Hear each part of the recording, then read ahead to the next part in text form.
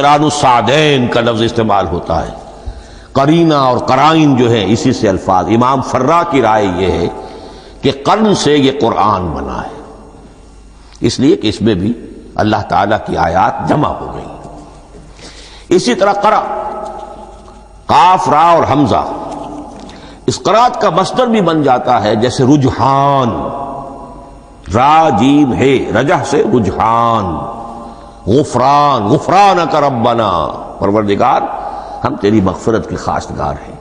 اسی طرح قرآن قرأ سے بنا ہے، مفعول جو ہے وہ مصدر کے معنی میں آ جاتا ہے، یعنی پڑھی جانے والی شے۔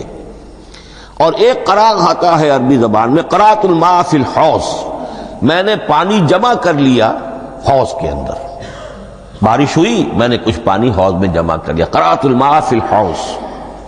اسی سے قریہ کا لفظ بنا، قریہ بستی کو کہتے ہیں جہاں لوگ جمع ہو کر رہتے ہیں، قریہ۔ تو اس معنی میں یہ قرآن جو ہے یہ جمع ہے اللہ تعالیٰ کی اسماء صفات اور اللہ کی ذات جو ہے اور اس کی آیات کا جامع ہے۔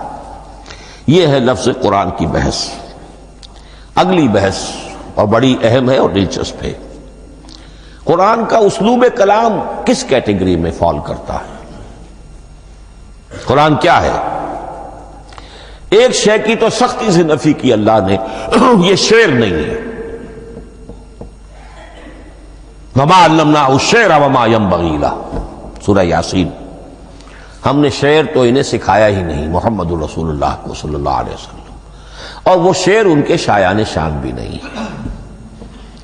شاعروں کے بارے میں سورہ شعراء میں چونکہ بالعموم شاعروں کے بارے میں جو بات کہی گئی ہے، والشعراء یتبعہم الغاوون الم تر انہم فی کل واد یہیمون انہم یقولون ما لا یفعلون الا الذین آمنوا۔ استثناء تو ہے کہ اچھے لوگ بھی ہوتے ہیں، لیکن اکثر و بیشتر شعراء کا معاملہ یہی ہے، ان کی پیروی کرتے ہیں وہی لوگ کہ جو حد سے گزرنے والے ہوتے ہیں، لا ابالیانہ انداز والے لوگ، غیر سنجیدہ لوگ پیروی کرتے ہیں، خود وہ بھی زمین و آسمان کے قلابے ملاتے ہیں، کبھی ادھر کی بات کبھی ادھر کی بات۔ اور تیسری بات یہ کہ عام طور پر جو کہتے ہیں وہ کرتے نہیں ہیں، انہم یقولون ما لا یفعلون۔ تو یہ شعر کی تو نفی کی گئی ہے۔ قرآن مجید جیسا کہ میں نے آپ کو سنایا تھا سورہ حاقہ کی آیات، انہ لقول رسول کریم وما ہوا بقول شاعر، یہ شاعر کا کلام نہیں۔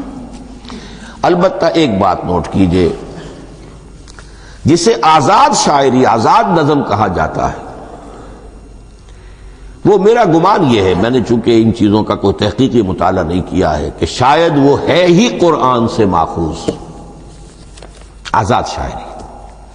اس میں وزن نہیں ہوتا، ردم ہوتا ہے۔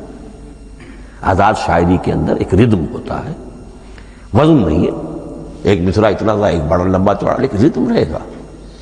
یہ جو آزاد شاعری، بلینک ورس جس کو آپ کہتے ہیں، میرا گمان یہ ہے کہ شاید دنیا میں اس کا رواج قرآن کے بعد ہی ہوا ہو، اور قرآن مجید ہی کی نقالی میں یہ صنف جو ہے ادب کی وہ ایجاد کی گئی ہو۔ واللہ عالم، میں یہ بات دعوے سے نہیں کہہ سکتا، گمان ہے میرا۔ البتہ یہ کہ اب اس سے آگے چلیے، شعر نہیں ہے، نثر ہے، لیکن نثر کے اعتبار سے بھی کون سی کیٹیگری میں آئے گی؟ کیا یہ کتاب عام معنی میں جسے ہم کتاب کہتے ہیں وہ کتاب ہے؟ ایک تو وہ بات تھی نا جو اقبال کے حوالے سے میں نے آپ سے کہی، کتابیں نیس چیزیں دیگر است، اس وقت وہ بات نہیں میں کہہ رہا۔ عام کتابوں سے اس کا فرق کیا ہے؟ ایک کتاب ہوتی ہے، اس میں ہر چیپٹر میں ایک بحث مکمل ہو جاتی ہے، اگلے چیپٹر میں پھر لوٹا کر آپ پہلے چیپٹر کی کوئی بات نہیں کریں گے، پھر وہ بات آگے چلے گی، ابواب ہوں گے، ابواب میں مضمون کے مطابق مضمون آگے بڑھتا چلا جائے گا۔ کتاب کا یہ لازمی وصف ہے۔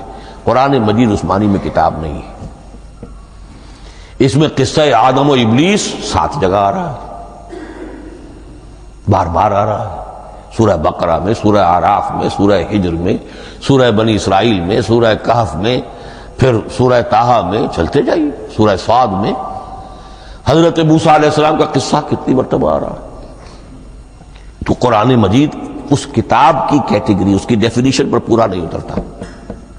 دنیا میں جو کتاب کا معیار ہے، عام اس کا جو اسلوب ہے، اس کی جو ڈیفینیشن ہے، ایک شکل ہوتی ہے مجموعہ مقالات، وہ بھی نہیں ہے۔ اس میں ہر مقالہ اپنی جگہ پر ایک مکمل شے ہوتی ہے، لیکن یہ کہ وہ دوسرے مقالات سے تو مختلف ہوگی۔